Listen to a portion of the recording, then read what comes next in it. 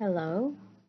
So in this video, we will be discussing the functions of several variables. So in this file class, we are simply trying to find the domain and the range of our multivariate functions. So sa multivariate functions, we are referring to functions nga inyo makita before, just like f of x, y, z. Kani sila makita ninyo ang three variables in one equations. Okay? Now, before we do that, recall class that whenever we have f of x, y, f of x, recall that whenever we have f of x equals 3x squared, to find the domain, we just need to find the values nga mag-satisfy sa ato ang y. So, find all the values of x nga pwede nato i-substitute to get the value of y. And how do we know nga allowed na siya? Allowed siya if ang result nato, given nga magkuha ta og real number sa x, dapat ang result sa y, real number pod. For example, if we take x as 3, we will have f of 3 is equal to 3 squared. Since our x is 3, we have 3 times 3 squared is 9. This is 27. Now question, is 27 a real number? Yes. Since 27 is a real number, coming from a real number 3 from our x, we can say nga 3 is part of our domain. Pero when we try to find the domain class, we are not only trying to find the domain itself, nga isa ra ka number, but we are trying to find all the numbers nga mo satisfy sa ato ang equations. Now, recall, before I gave you some points para dili na mo kinahanglan mag-solve sa inyong domain ug isa-isa. Now, these are the things that you need to look out for when you try to find the domain or even the range later. First, if makakita mo og radicals. If ever makakita mo radicals, we are talking about the square root here. Dapat ang sulod niya will always be positive.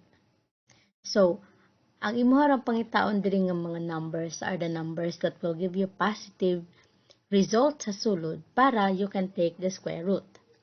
Now, katong mga numbers nga mag-negative, sila ang example sa numbers nga dili included sa inyong domain. Okay? Another nga inyong i-look out is whenever you see fractions.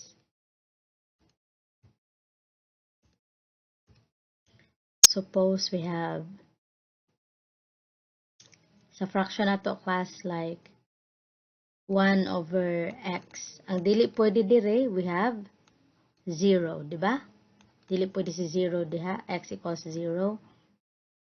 So, if we will try to substitute 0, we will get an undefined nga sa tawagan ni formation sa numbers. In other words, if ingani atong domain, we have the set of real numbers except 0. Ang kaning sa first case class, it would depend sa inyong equation, sa inyong problem. If ang inyong problem is restricted siya, dapat restricted siya from negative infinity to 3, that is okay. Okay? Now, we'll have that later, anong example, since ang range na to later sa kaning function nga akong gihatag will be in radical form. Okay? Now, sa domain class, recall tani, when we get the domain sa kaning number, take note nga bisag unsa atong ipuli dire sa atong variable x, we will always get a real number value. In other words, sa ato ang given function, the domain of this function is simply the set of real numbers. Ang domain, since wala may dili mag-satisfy sa iya. So, this is the set of real numbers. Now, ang problem nato this time is the range. Let's erase this.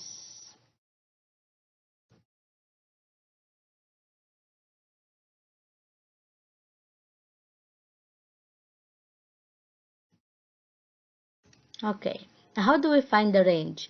Take note nga kaning f of x nato is this is equal to y. So we have y is equal to 3x squared, and we have solve for x ta dire since we are trying to find the values of y na pod nga if ang atong ihatag i-input nato kang y, real number, dapat ang result niya kang x, real number na pod. Okay? So solve for x ta dire, we will have y. I will divide both sides by 3. We'll have y over 3 equals x squared. But since si x squared raman akong gusto class, si x raman akong gusto class, I will take the square root on both sides. This will give me x is equal to the square root of y over 3. Okay. Now, what are the numbers nga pwede nako i-substitute kang y? Now, if this is your number line, unsa ang inyuhang kuan dire? Ihatag nga values. So, we will have this, unsay maka-zero ana? Ang maka-zero sa ato ang radical class, kana ang ato ang murag boundary, kung aha rataman ato ang equations. Some cases ha. So, if this is 0, maka-0 ni siya kay we will have square root of 0 over 3. This is square root of 0, and that is 0. Very important nga makabaluta asa si 0 dapit. Unsay maka-0 sa iya ha.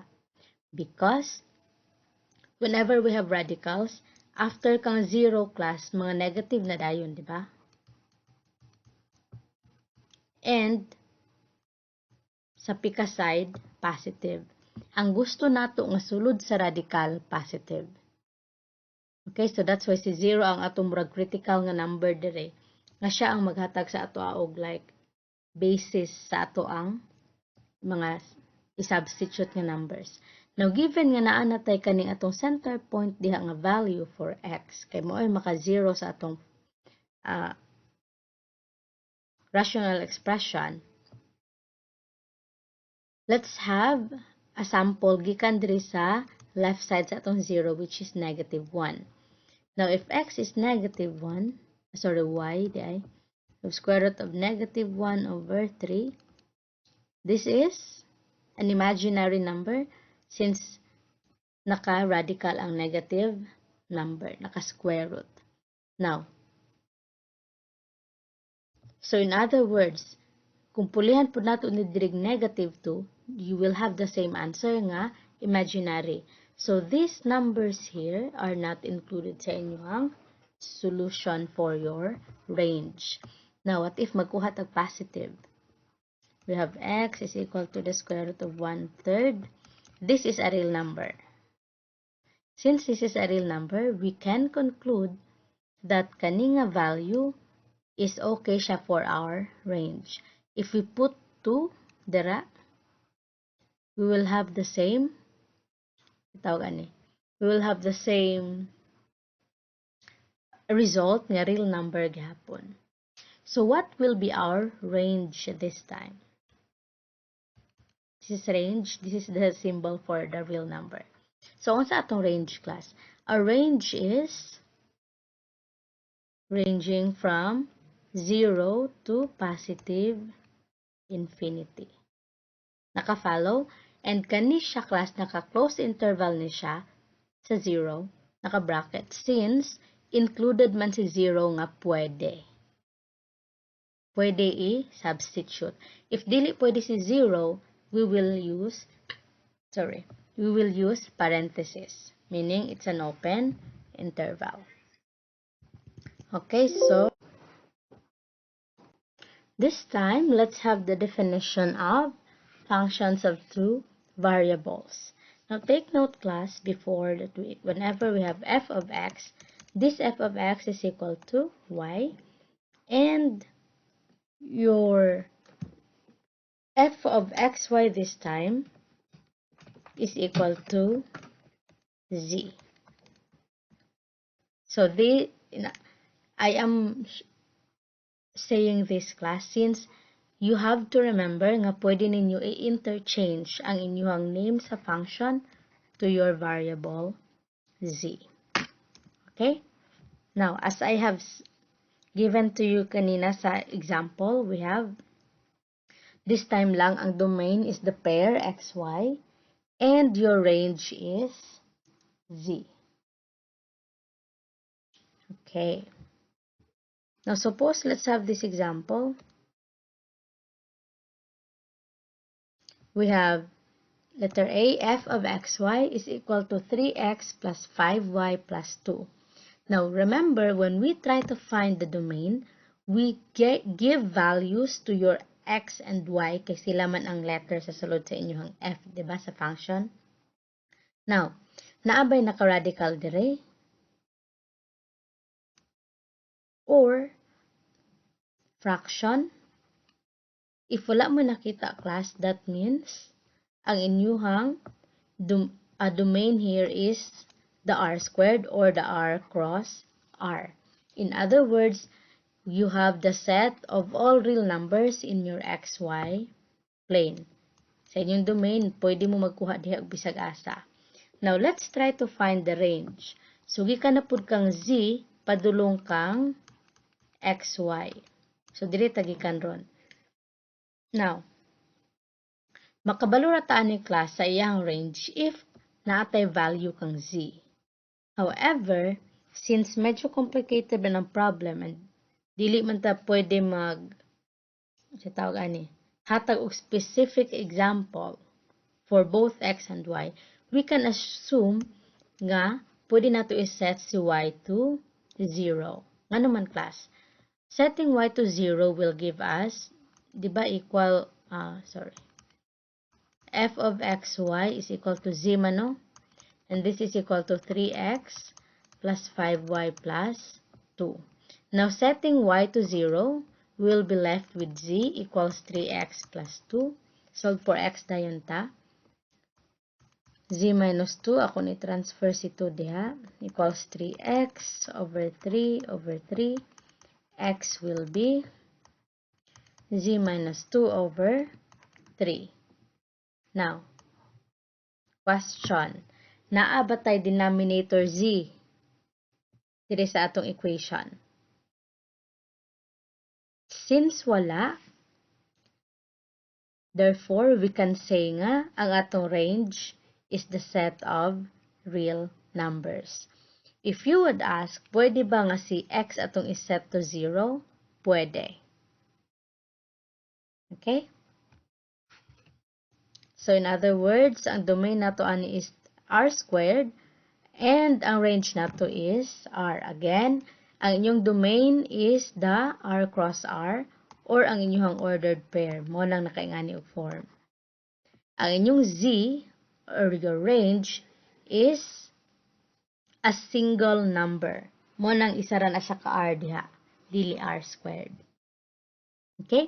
Now, kaning letter B, we have a solution here sa handout nga akong gihatag sa inyo ha. You can look at the solution there. Now, how do we graph it? Saan na to pag-graph? Now, take note class sa inyong ganina.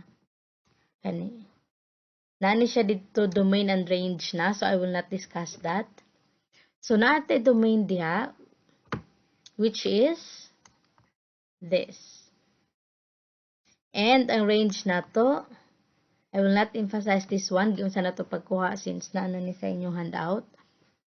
Suppose we have this. How do we graph that? Sa kani si domain ninyo class, mag-determine ni sa inyong x. Now, ang giingon niya sa x, naamoy circle sa inyong xy, ang iyahang radius is 9. So, this is your x and y. So, 3. 1, 2, 3. So, naamoy radius diri nga 3. And, if ato ning i-extend ang ato ang drawing, we can see nga ang ato ang XY nga circle na ara diri sa ubos. Now, kaning inyong range nga Z from 0 to 3, mao ni siya ang inyuha pod nga radius gikan sa origin padulong sa inyuhang Z. Now, since wala man tay sa tawag ani negative values dire sa ato ang gihatag nga equation sa inyong domain and range, mao ni siya nga ang inyuha ra diring drawing is half ra sa sphere. Okay? So, muna siyang half ra siya since na-limit siya aning ato ang domain and range. Okay? So, I think that would be all for this first subtopic.